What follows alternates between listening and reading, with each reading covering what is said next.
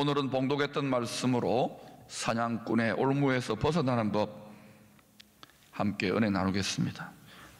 마태복음 4장 19절에서 주님은 갈릴리 호수에 직업적인 낚시꾼인 베드로와 안드레 형제를 이렇게 초청하셨습니다.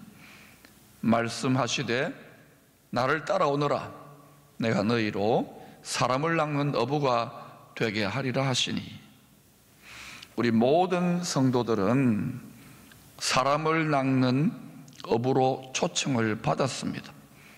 믿는 것은 믿습니다, 마음과 생각의 동의로 끝나는 것이 아니라 생명을 살리는 복음을 전하는 선한 일로 부름받은 것입니다.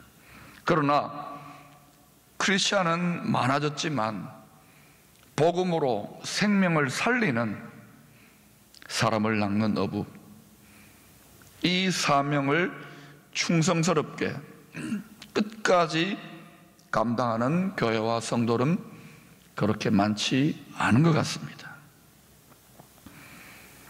요즘 이단 사이비 집단 감염으로 인한 전파로 아주 온 나라와 전 세계적인 관심과 집중을 받고 있는 것 같습니다. 그런데 이 와중에 그 영혼의 사냥꾼들은 미친 듯이 지금도 자신들의 생각과 자기들이 생각하는 잘못된 복음을 전파하는 일에 열심을 내고 있다는 것입니다. 늙고 병들어버린 교주를 영생불사, 그 늙은 몸으로 영원히 산다, 그게 가능하겠어요? 영생불사의 승리자라고 믿는, 이건 아무리 이성적으로 생각해도 어렵지요. 미혹의 영, 거짓의 영이 역사함으로 그 가르침을 반복하게 되니까 사람들이 사실상 이성의 기능이 마비되어지고 세뇌되어지는 것 같은 그런 일들이 일어나죠. 그래서 집단적인 바이러스 감염의 온상이 되고 이게 전파되어졌습니다. 여러분, 참 이게 우연히 일어난 일인가? 아니면 하나님의 손안에 이 전염병이 다스려지고 있는 것인지 여러분이 한번 깊이 기도하며 하나님의 뜻을 물어보십시오. 이 와중에도 그들은 신분을 숨긴 채로 정통교회에 침투하여 자신들의 생각을 전달하려고 하거나 집집마다 다니면서 지금 구하기 힘든 마스크를 나누어 주면서 사람을 낚으러 다니고 있다고 합니다. 하나님을 진노케 하는 영혼의 사냥꾼들이 분명히 때가 아닌 것 같은데도 이 때다 하고서는 올무를 놓는 일을 계속하고 있습니다. 잘못된 열심, 잘못된 충성이지만 저와 여러분, 우리 성도들이 배워야 될 것은 그들의 충성과 열정 아닐지요. 우리는 영혼을 살리는 사명, 주의 선한 일에 부름을 받았지만 과연 우리는 예수의 복음을 위하여 얼마나 열성과 충성을 다하고 있는지. 오늘 이 세계적인 또 국가적인 이 재난의 상황 속에서 하나님의 사명을 맡은 우리들의 현주소를 뼈아프게 돌아보는 시간이 되어야 될 줄로 믿습니다. 대부분의 신학자들은 여러분이 오늘 읽었던 이 시편 64편의 탄식의 시를 노년의 다윗 왕에 대해서 그 아들 압살롬과 일부 신하들이 반란을 꾀하는 그런 일이 점점 커져가고 있을 때 지어진 시라고 그렇게 동의합니다. 다윗 왕의 큰 범죄로 인하여 반란의 영, 거역의 영, 대적의 영인 사탄이 틈을 타게 됩니다. 사탄이 틈탈 수 있는 죄의 무대가 깔려버린 것입니다. 그래서 충동질을 함으로 다윗의 아들 압살롬과 그의 충성스러웠던 용사 요압 장군, 그리고 다윗의 전략가요 모사였던 아히도벨이 중심이 되어 의기투합하여 치밀하게, 오늘날로 말하면 쿠데타, 역모가 준비되고 있는 것입니다. 5절, 6절은 이들이 역모를 꾀하는 모습을 아주 실감나게 묘사하고 있습니다. 그들은 악한 목적으로 서로 격려하며 남몰래 올무놓기를 함께 의논하고 하는 말이 누가 우리를 보리요 하며, 그들은 죄악을 꾸미며 이르기를 우리가 묘책을 찾았다 하나니 각 사람의 속뜻과 마음이 깊도다. 악한 일을 도모하는 사람들도, 사람을 죽이려고 하는 사람들도 서로 격려한다고 합니다. 서로 격려. 선한 일에 격려가 아니라 악한 일에도 격려가 일어나요. 우리는 복음의 선한 사명을 맡았다면 서로 격려할 수 있기를 소망합니다. 지금 이렇게 힘듭니다. 믿는 자나 믿지 않는 자나 다 힘듭니다. 이때일수록 서로 많이 격려하십시오. 뿐만 아니라 누가 우리를 보리요? 하나님을 무시하는 거죠. 하나님이 어디 있냐? 하나님 믿지 않았던 거예요, 이 사람들. 누가 우리를 보리요? 누가 보고 계십니까? 하나님이 보고 계시죠. 요셉을 생각하세요. 결정적인 유혹의 때에 내가 하나님 앞에서 어떻게 죄범하리요? 그랬습니다. 은밀한 가운데에 우리가 무심코 뱉었던 말들이나 악한 생각들, 하나님께서 보고 계신다는 것을 알아야 됩니다. 늘 하나님 앞에 있는 것, 나의 겉과 속이 홀로 있을 때나 또는 사람들 앞에 드러날 때나 한결같은 이 정직함이 우리에게 중요한 거예요. 이들은 우리가 묘책을 찾았다, 각 사람의 속뜻과 마음이 깊도다, 이 말은 자기들이 사람을 넘어뜨리는 이 올무, 이 전략이 참으로 기가 막히다, 이건 반드시 먹힌다, 자기들이 지금 자화자찬하는 모습을 보여주고 있습니다. 사무엘하 15장, 16장, 17장을 살펴보면 아히도벨이 압살롬의 반란이 성공되게 하기 위하여 얼마나 치밀하고 잔혹한 계획을 펼치고 있는지를 여러분이 잘 살펴볼 수 있을 거예요. 궁금한 것은 다윗 왕의 정책 보좌관 또는 자문역이면서 최고의 전략가, 모사, 마치 삼국지의 제갈공명과 같은 인물입니다. 이런 지혜자가 다윗이 하나님 앞에 어떻게 쓰임받아왔고 하나님의 사람이라는 것을 오랜 세월 경험했을 것인데도 왜 이렇게 아히도벨이 미련한 짓에 가담하게 되었을까요? 저는 그게 늘 궁금했습니다. 그래서 성경을 자꾸 찾아보았습니다. 사무엘하 11장 3절을 보면 다윗 왕이 범한 밧세바가 엘리암의 딸이라고 소개하고 있습니다. 또 다윗의 용사들을 추억하며 소개하는 사무엘하 23장의 34절 말씀에는 길로 사람 아히도벨의 아들 엘리암이라고 하는 족보 이야기가 나옵니다. 다시 말하면 밧세바의 아버지 엘리암의 아버지가 아히도벨이라는 것입니다. 그럼 어떻게 됩니까? 아히도벨은 밧세바의 할아버지라는 말입니다. 아히도벨이 정말 밧세바의 할아버지가 맞다면 한번 생각을 해보십시다. 손녀가 지금 왕비가 되었어요. 이 아히도벨이 이전에 그저 부하로 있던, 다윗의 부하로 있던 우리아가 살인교사로 죽었잖아요. 그리고 이제 그 손녀가 왕의 사랑을 얻어서 다윗 왕의 왕비가 되었다.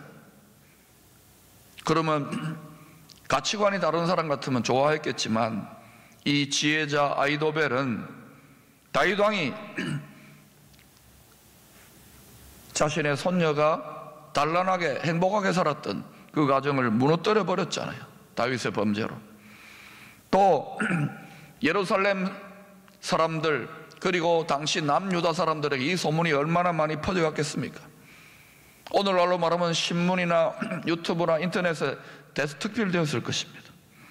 자기 집안의 명예가 송두리째 날아가고 어려워지는 그런 일을 겪으면서 마음의 골이 깊어지고 점점 다윗 왕으로부터 마음이 떠나갔던 것 같습니다. 그러니 이 아히도벨 그 마음의 골, 마음의 상처를 통하여 자기 가족, 자기 가문의 명예를 실추시키고 또 손녀의 가정을 무너뜨렸던 이 다윗 왕 안갚음을 해줘야 되겠다. 복수를 하고야 말리라. 하나님은 자기가 복수하지 마라 그랬어요. 사람의 복수하지 마라 그랬죠. 그런데 이 지혜자도 그 덫에 걸려들었어요. 그 올무에 걸려들었어요. 그래서 자기의 탁월한 제갈공명 이상의 그 지혜로 다윗 왕을 죽이고 끌어내리려고 하는 반란의 계략을 도모하는데 그 계략이 얼마나 철저하고 잔인하고 무섭던지요. 또 이들의 사주를 받고 선동되어진 사람들이 음해하는 말들로 공격을 합니다. 다윗 왕을. 오늘날도 여러분 여론 조작, 댓글 공작 이런 일들 있잖아요. 없다고 할 수 없지 않습니까? 선동되는 사람들의 음해하는 말이 다윗 왕을 계속 공격하면 다윗 왕의 리더십이 많이 흔들렸던 거예요. 다윗 왕의 보조가 흔들렸던 거예요. 산전수전을 많이 겪었습니다. 다윗은 많은 어려움을 수도 없이 겪었는데도 그들의 음해하는 말이 얼마나 힘들고 고통스러웠던지 3절, 4절에서 이렇게 장탄식을 합니다. 우리 같이 한번 읽어보십시다. 시작. 그들이 칼같이 자기 혀를 연마하며 화살같이 독한 말로 겨누고 숨은 곳에서 온전한 자를 쏘며 갑자기 쏘고 두려워하지 아니하는도다. 여러분, 화살촉을 아주 날카롭게 갈아가지고 그 끝에다가 독을 묻혀서 숨어가지고 숲 같은 데 숨어가지고 갑자기 팍 쏘는 거예요. 방심해 있을 때. 그렇게 하면 얼마나 준비할 막을 틈도 없이 그 화살이 날아오면 얼마나 치명적인 결과를 초래합니까? 다윗이 지금 겪는 것은 다시 말하면 자기를 비난하고 선동되어진 사람들의 잔인한 말. 다윗이 사울로부터 잘 사는 나라를 만들고 이야 다윗 왕국 위대한 왕국 칭송받았을 다윗이 왜 이 지경이 되었을까요? 여러분, 나라는요, 우리도 거룩한 나라입니다. 왜 나라가 망하느냐고요? 전쟁 때문에, 핵미사일 때문에, 또는 전염병 때문에? 그것도 맞겠죠. 그러나 더 깊은 원인을 들어가면 죄 때문에. 다윗이 왜 이렇게 됐을까요? 사단이 역사할 수 있는 무대가 깔렸잖아요. 거룩한 나라 된 우리도 이러한 다윗의 환란을 경험하지 않으려면 죄에서 떠나 죄 바이러스가 더 치명적이라는 걸 알아야 됩니다. 거룩과 경건, 세상과 구별되어진 삶을 살라고 성경 말씀이 끊임없이 교회와 성도들에게 외치는 이유는 그것이 우리의 안전과 건강과 영원한 행복을 위한 것이라는 것을 기억하십시오. 이 큰 국가적인 세계적인 재난의 상황도 그 근본을 깊이 따지고 들어가 보십시오. 무엇이 궁극적이고 근원적인 해결책이 될지 마스크를 끼고 병원을 찾아가고 약품을 준비하고 방역 소독을 하는 것도 중요하지만 무엇이 궁극적인 해결책이 될 것 같습니까? 세계적인 영성 신학자요 목회자인 유진 피터슨은 신실한 믿음의 가정에서 자라났습니다. 초등학교 1학년 때 그런 믿지 않는 학생들과 같이 어울려 가지고 학창 생활을 보낸다는 것이 참 만만치 않구나, 신앙을 지킨다는 것이 참 힘들구나 하는 것을 뼈저리게 체험했어요. 저도 재미있는 추억담 하나가 생각나는데, 초등학교 1학년 때 늘 저는 학교로 가려고 하면은 신발을, 현관에 있는 신발을, 이게 왼쪽 신발, 오른쪽 신발이 저는 헷갈렸어요. 그래서 짝재기로 신고 갔던 적이 많아요. 그때 어머니한테 야단 맞을 때마다 제가 인생이 참 힘들고 어려운 거구나, 초등학교 1학년 때 저는 다 깨달았어요. 유진 피터슨도 초등학교 1학년 때 깨달았던 것 같아요. 자, 그런데 한 번은 자기보다 한 학년 위인 2학년 학생 중에 게리슨 잔스라고 하는 학생이 있었답니다. 그런데 이 친구가 좀 뭐랄까요, 불황하라 할까요, 아주 폭력을 쓰는 아이였어요.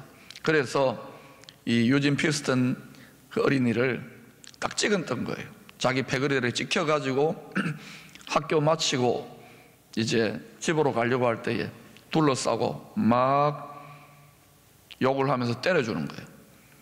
이 예수 믿는 계집애 같은 놈 하면서 막 중고로 때렸어요. 이런 일들이 거의 매일같이 일어났다고 합니다. 어린 유진 피터슨은 얼마나 힘들었겠습니까? 그의 회고록에는 이때를 이렇게 기록하고 있습니다. 그때까지 내가 동네와 학교라는 가정보다 넓은 세상에 대하여 크리스찬으로 준비된 것이라고는 너희를 박해하는 자를 축복하라, 다른 뺨도 돌려대라고 하는 집에서 가르쳐주는 성경 말씀을 단순하게 외운 것 뿐이었다. 날마다 얻어 터져가지고 피멍이 든 채로 집으로 돌아가면 속상한 어머니는 많은 경건한 믿음의 사람들이 이런 어려움을 겪었으니까 너도 인내하면서 그들을 위해 기도하라고 위로했답니다.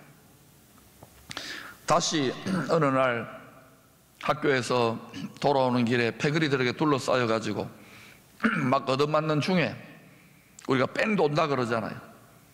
이 어린 유진 피터슨이 하나님의 말씀, 엄마한테 들었던 교훈들은 다 온데간데 없이 사라져버리고 가슴 속에 엄청난 분노와 오랜 억압들이 화산처럼 표출했던 거예요. 그래서 잔스에 멱살을 움켜쥐고는 자기도 모르게 패대기를 쳤는데요, 땅바닥에 들어서 거꾸러지는 거예요. 자기가 놀랬답니다. 이야, 내가 이렇게 힘이 센가. 회고록은 그 다음에 일어나는 이야기를 이렇게 소개하고 있습니다. 나는 쓰러진 존스의 가슴팍 위에 올라타고는 그의 팔을 내 무릎으로 찍어 누르고 주먹으로 세게 그 얼굴을 쳤다. 내 마음에서 기쁨과 흥분이 솟구쳤다. 다시 한 대를 더 갈겼더니 코피가 확 뿜어져 나왔다. 흰 눈발에 퍼져가는 빨간색 피 색깔이 멋있어 보였다.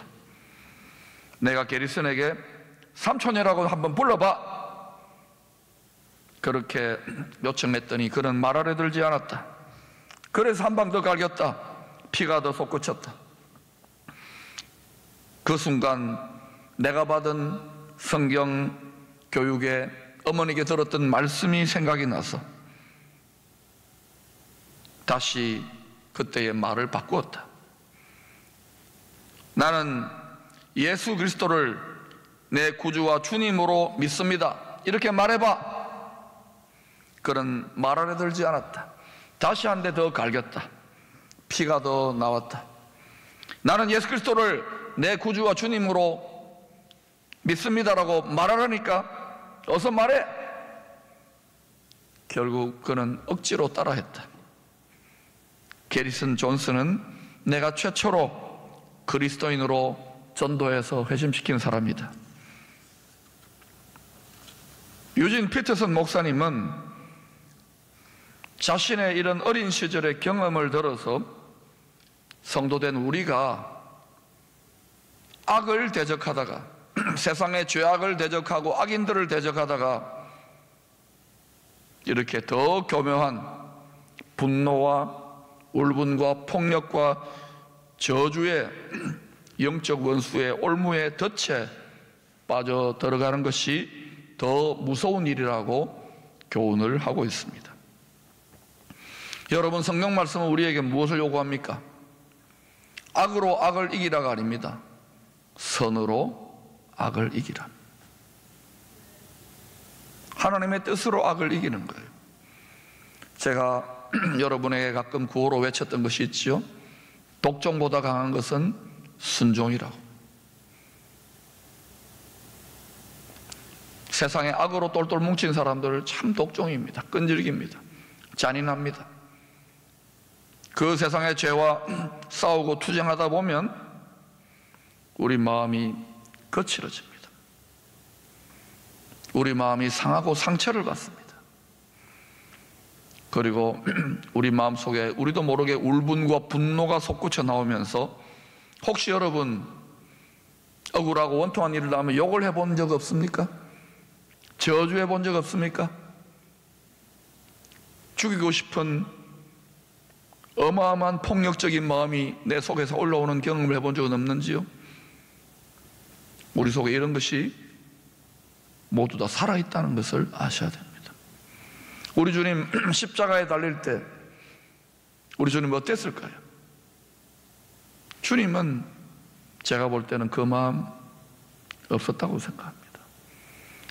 그 결정적인 고통의 순간에 십자가상에서 7마디 말을 여러분이 들어보면 압니다. 만약 우리가 그 자리에 매달렸다면 우리는 뭐라고 할까요?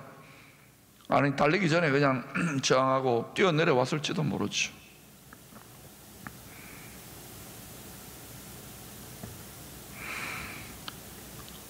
그렇게 우리가 마음의 울분과 원통함을 터뜨리고 욕하고 저주하는 것보다 더 두려운 일은 우리 마음의 상처와 고통이 하나님께 다 토하여져서 제대로 하나님의 위로와 사랑과 은혜로 치료받고 싸매어지지 못한 채로 누군가에게 우리 또한 그런 악한 자가 될 수도 있다는 사실입니다. 더 나아가서 우리가 그런 마음의 상태에서 누군가에게 복음을 전하라 한 대 때리면서, 말로 때리든지 때리면서 예수 믿어, 예수 믿는다 고백해 라고 말할 수 있는 것이 있는 거예요. 누가 여기에서 자유할 수 있습니까? 오늘날 한국 사회를 살펴보면 거의 내전 수준의 일이 일어나고 있습니다. 서로 편가르기가 되어서 정의의 사도들이 너무 많아졌습니다. 이때 여러분 한 인물을 떠올려 보십시오. 사도 요한. 그는 나이가 아주 12제자 중에 가장 연소했지요. 처음 주님을 따를 때에 주의 말씀을 듣지 않는 저 사람들 어떻게 할까요? 주님, 벼락을 명해서 떨어뜨리라고 할까요? 만약 우리 주님이 정의의 사도, 하나님은 정의라고 그렇게 정의가 내려졌다면, 그래, 벼락을 떨어뜨려, 그래서 다 죽었을 것입니다. 이 세상 다 끝났을 거예요. 주님이 농담을 하듯이 요한에게 뭐라고 별명을 붙여주면 우레의 아들, 우레의 아들. 우리 너무 우레의 아들 같지 않습니까? 우리 마음이 너무 거칠어 있고 그만큼 악이 성하고 힘들고 악에 대해 분노하지 않는 것도 문제입니다. 죄가 관영하고 음란이 악이 막 침투해 들어오는데 나는 몰라, 나는 평안해. 우리 가정은 악과 싸워야죠. 죄가 피날까지 싸워야죠. 그러나 피날까지 싸우는 분들에게 말씀드립니다. 정의의 사도입니까? 우리가 복수하고 심판하면 안 돼요. 하나님이 환난의 때 우리를 지키시고 보호하시고 마침내 복음의 영적 주도권을 가지고 이 민족을 일으키고 열방 가운데 예수 복음을 자랑할 수 있는 새로운 기회를 주시기를 담대한 믿음으로 돌파할 수 있게 되기를 축원합니다.